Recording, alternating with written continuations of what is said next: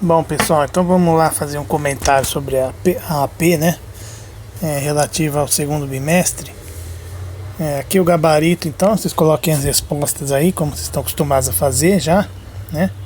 Então vamos para as questões 1 e 2 aí. As questões 1 e 2 são referentes a esse texto aí, ó. Projeto para criar dicionário etimológico da língua portuguesa é lançado. O que é um dicionário etimológico? É um dicionário que busca investigar a origem das palavras, da onde vieram as palavras de um idioma, tá?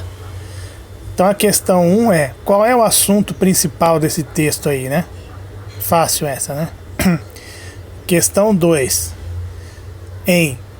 com datações precisas, abonações referentes à primeira ocorrência das palavras, suas flexões e múltiplos significados e ortografias. A expressão em destaque múltiplos significados quer dizer o quê? Fácil também, né? As questões 3 e 4 é de uma canção do Luiz Gonzaga chamada Último Pau de Arara. O que é um pau de arara? É um veículo que era usado antigamente para o transporte dos retirantes, que eram as pessoas que saíam de locais do Nordeste que estavam passando por problemas de seca, de falta de emprego, de fome, né?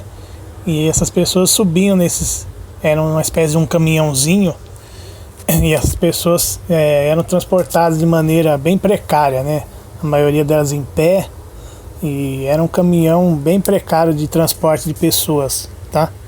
Que saíam dessas regiões do Nordeste em busca das capitais ou das cidades aqui do Sudeste do país, né? Para uma vida um pouco melhor para eles. Questão 3. A ideia principal do texto está... Qual é a ideia desse texto aí, dessa canção? Tá? O eu lírico está dizendo aí, né? Que apesar de todas as dificuldades, apesar de todo o problema lá, ele ainda tem esperança, né? Então ele diz lá que ele só vai sair daquela região do Cariri, né? No último pau de arara, ou seja, ele vai esperar até o fim, até o final, para ver o que vai acontecer ali, né? A expressão pau de arara se refere a, né? Então eu já acabei de explicar aí também, né? Já fica mais fácil para vocês responderem aí. As questões 5 e 6 são referentes a esse texto Angústia, né?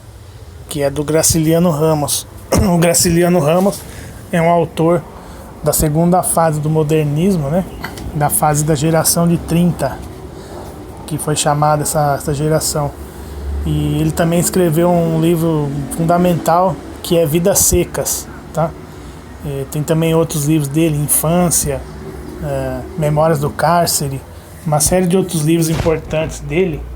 E Angústia também é um dos livros bastante significativos do Graciliano Ramos. Depois a gente vai fazer um texto a respeito, um vídeo, né, a respeito dessa geração de 30 da literatura brasileira, tá?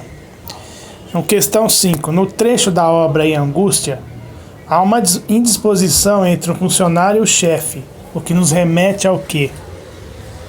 O que nos remete a esse desentendimento entre o funcionário e o chefe?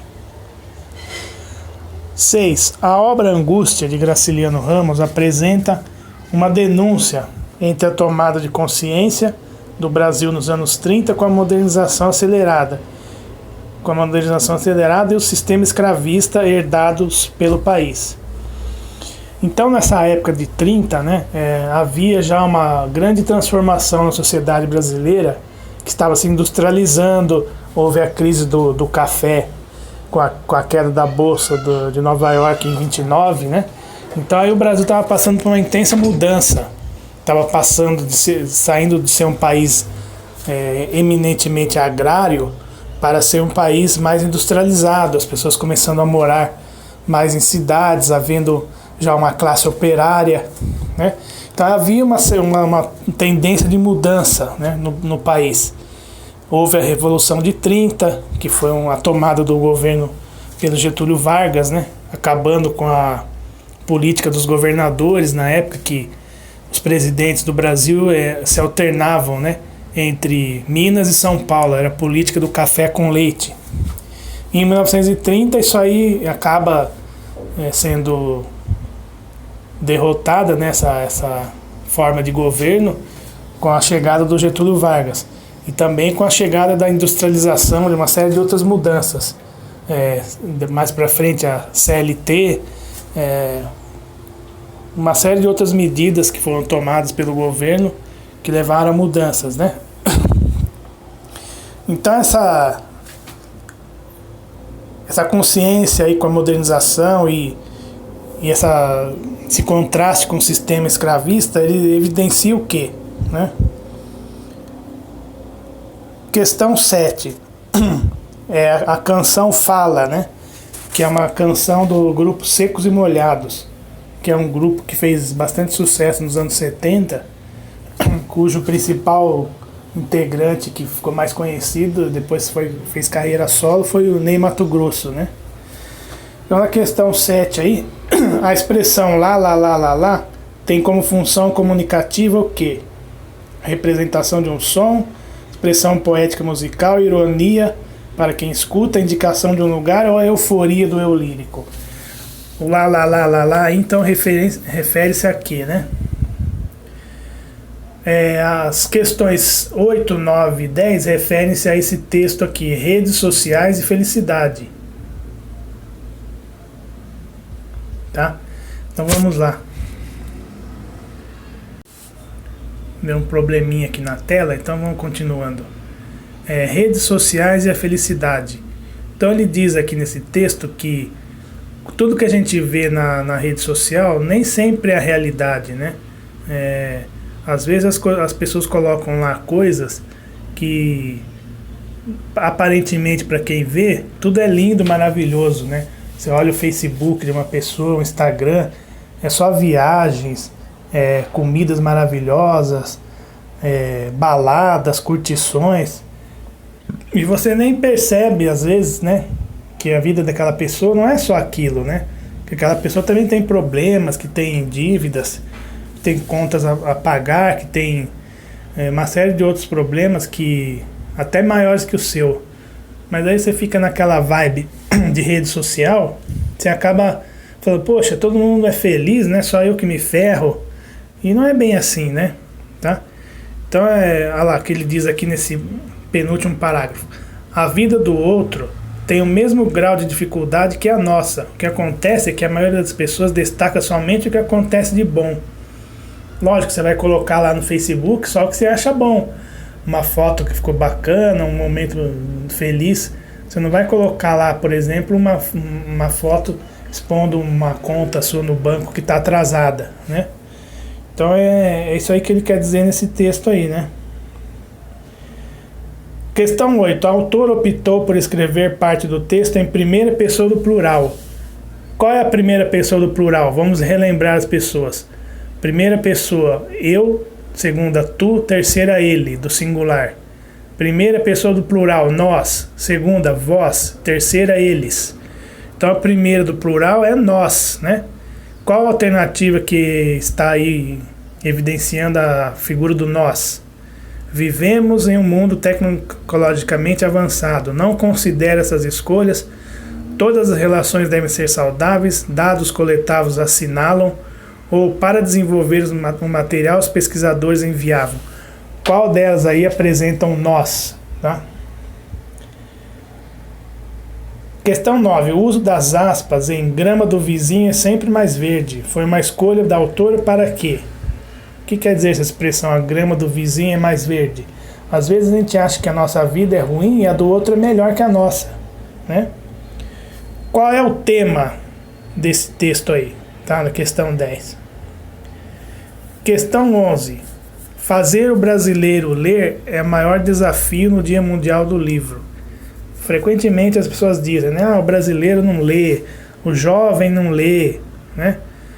Na verdade, já foi assim algum tempo atrás. Hoje, até que o brasileiro tem um nível de leitura um pouco maior por causa da internet, da facilidade que tem, né, de acesso aos meios de cultura, né, que antes era mais difícil. Para a gente ter acesso a um livro há 20, 25 anos, tinha que ir numa biblioteca ou tinha que comprar. A maioria das cidades não tem livrarias, né? Bibliotecas também. Hoje basta um clique lá. Eu até postei um dia um site para vocês lá, de livros, né? De autores clássicos.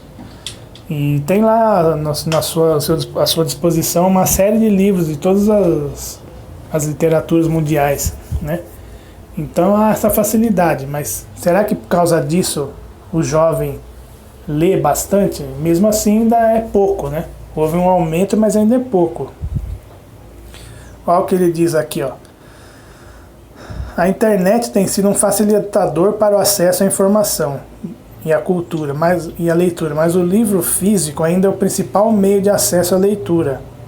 Muitas vezes o primeiro contato com a obra é digital, mas o relacionamento com o texto se dá via papel, né?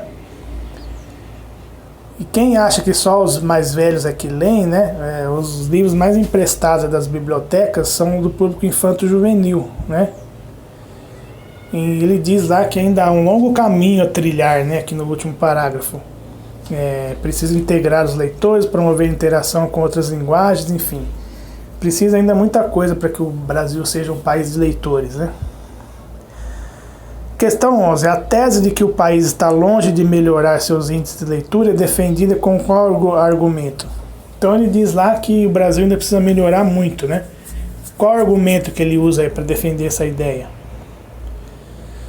12. Nós temos aí uma tirinha, né, da turma aí do Charlie Brown, e a questão 12 diz assim: o uso das aspas no pensamento da última personagem indica quem é a última personagem, é o Snoopy, né? Tá entre aspas aí, cachorro morde instrutor. Então eles estão lendo um jornal e cada um tá falando assim: eu gosto mais de quadrinhos, eu gosto mais de esportes, eu gosto mais de fofocas. Daí o Charlie Brown fala: bom, a gente se interessa por aquilo que a gente considera mais legal, né? Mais bacana e tudo. E aí o Snoopy se interessou por essa manchete aí. O que indica esse trecho, né? O uso das aspas aí indica que ele está lendo o quê? Qual foi o trecho do jornal que ele leu, né? 13. Essa crônica aí do Luiz Pimentel, né? Qual é a ironia desse conto aí? Perdão, né? Falei crônica. Qual é a ironia desse conto aí? Está relacionada com o quê, né? Que o menino estava muito triste, né? Porque a menina de quem ele gostava, né? Chegou para ele e falou um monte de coisa, né? Umas coisas agressivas para ele. E aí a mãe chegou para ele e falou: viu, filho, é assim mesmo, né? Mulher é assim mesmo, tal. E aí ele falou assim: quer dizer que nem minha mãe escapa? Então quer dizer, todas as mulheres são assim, inclusive minha mãe, né? Qual é a ironia que está presente nesse conto? 14. Um texto da Raquel de Queiroz chamado Maria Moura. Qual é a parte principal desse texto? A parte que tem mais destaque, né? 15. Um trecho do livro Quarto de Despejo, da Carolina Maria de Jesus, que nós já comentamos na apostila anterior, né? Que essa mulher foi uma favelada que escrevia um diário, né, sobre a sua vida dificultosa, cheia de problemas, todo o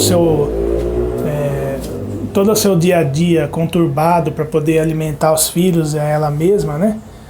E aí uma pessoa ligada a uma revista chamada O Cruzeiro, né, uma revista grande de circulação, acabou encontrando esses diários e reuniu esses diários em um livro, né, chamado Quarto de Despejo.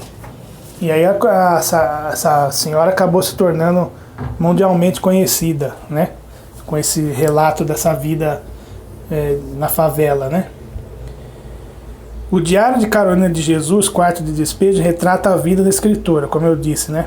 No trecho percebe-se uma questão social historicamente combatida no mundo inteiro, que é o quê?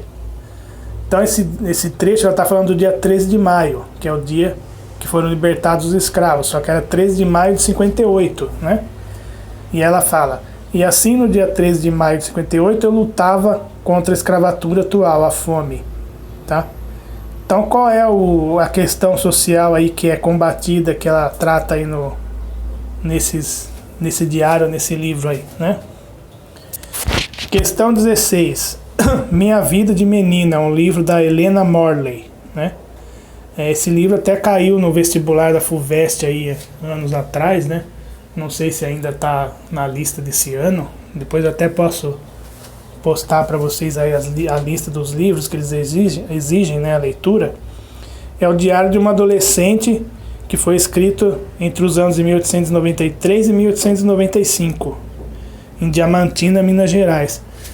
E aí a gente tem uma ideia de como era a vida, né, nessa época, né, no Brasil, nessa época, principalmente no interior do país, né. Quanto a esse sonho de modernidade, o que se destaca aí, né? Então as pessoas estavam conhecendo as novidades ainda das modernas, né? Que não chegavam a todos os lugares. Então, o que se destaca aí em relação à modernidade aí, neste trecho do livro aí? Então é isso, pessoal.